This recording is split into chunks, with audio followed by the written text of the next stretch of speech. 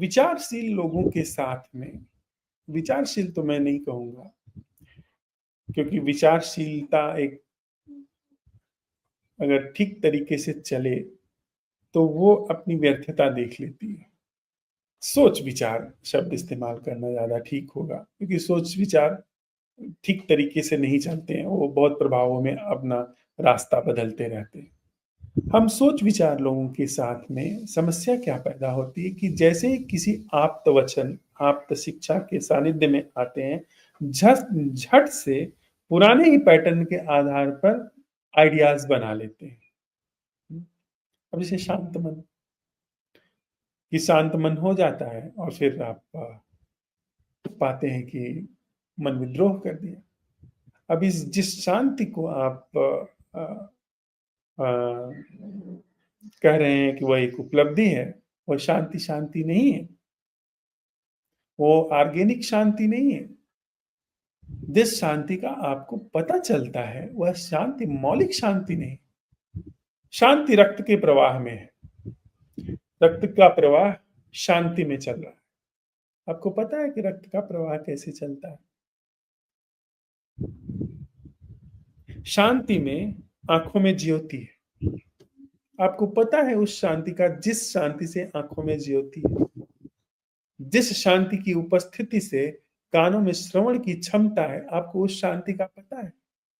नहीं पता। आपको उस शांति का पता नहीं है जिस शांति से फूलों में सुगंध उतर आती है। उस बेस का नहीं पता है हमको। आपको हमारे विचार के विपरीत जो एक सो कॉल्ड शांति है उसका पता होता है, उसको हम पकड़ लेते हैं। फिर बाद में दूसरा खतरा पैदा होता है, तुलना। कि कल बारिश हुई थी, बड़ा आनंद आया, अब आज अब उतना मजा नहीं आ रहा है, तो ये तुलना, क्योंकि पिछली बारिश की याददाश्त है। पिछली बारिश में हो सकता है कि उसके पिछली बारिश की कोई याद ना हो, ताजा मन रहा हो, आज मन जो है वो बासी हो गया। तुलना करेंगे तो बासी हो जाएंगे ना, बिना बासी के कैसे तुलना करेंगे? तो फिर आप उस समस्या में जाएंगे। तो क्या ऐसा संभव है? हम एक्सप्लोर करने के लिए ये सवाल उठाते हैं कि क्या ऐसा संभव है कि जो जो चीजें हमारे लिए एंटाइटल्ड नहीं है उनको टच न करें, जीवन को हम स्पर्श न करें,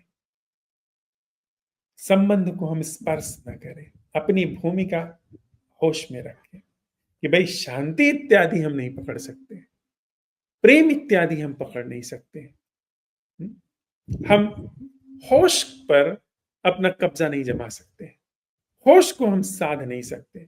हम बेहोशी को जानते हैं, बेहोशी के पैटर्न्स जानते हैं, उसके क्रियाकलाप जान सकते हैं। होश क्या है, उसमें हमारा कोई हस्तक्षेप नहीं है। इतनी स्पष्ट दृष्टि अगर आपके भीतर है तो आप समझिए कि अगर वो चाहे तो आपको पूछ करके अवसर पा सकता है। आप कंप्लेन भी नहीं कर सकते कि भाई इतनी तैयारी करी है, आए नहीं। ये वेटिंग जो मामला है, यही अहंकार बन जाएगा कि इतना इतना प्रसाद चढ़ाया, इतना धूप दीप, इतने नैवेद्य अर्पित किए, पर अभी तक प्रभु आए नहीं, उनके घर आ गए हैं, तो आप झंझट में चले जाएंगे। वेटिंग अहंकार है, प्रतीक्षा अहंकार है। यद्यपि हम जब समझते हैं भक्ति इत्यादि में प्रतीक्षा की बड़ी प्रभुता गाई जाती है, पर एक्चुअल में जो अपरा भक्ति है उसमें प्रतीक्षा को भी तिलांजलि है। प्रतीक्षा भी जहां पर सदा सर्वदा के लिए समाप्त हो जाए।